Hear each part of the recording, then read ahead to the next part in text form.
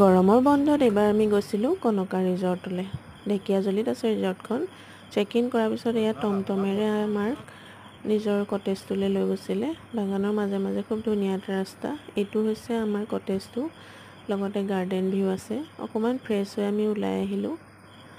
তাৰপিছতে ছোৱালীয়ে অকণমান আগফালে পাৰ্কখনতে অকণমান সময় খেলি লৈ আমি ৰেষ্টুৰেণ্টখনত এয়া চাও আৰু জুচ খাই ল'লোগৈ।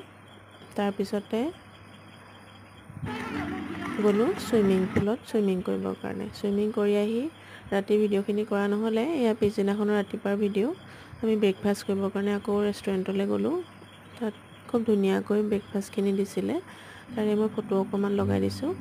তাৰপিছতে এইফালে দিনৰ ভিউটো দেখাইছোঁ। এইটো ছুইমিং পুলৰ দিনৰ ভিউ।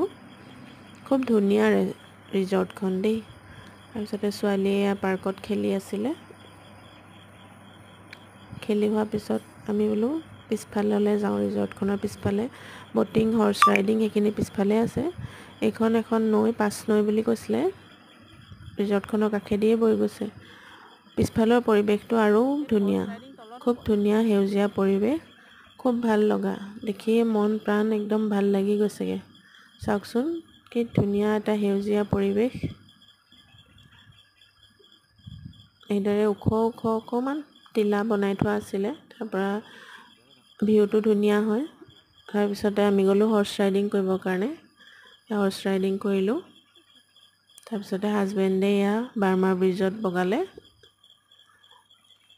আৰু খুব গৰম পৰাৰ বাবে আমি ঘূৰি আহিলোঁ ৰুমলৈ। আৰু অকণমান ৰেষ্ট কৰি লৈ আমি চেক আউট কৰি দিলোঁ। এয়া টমটমে আমাক লৈ আহিলে আকৌ। Thank U.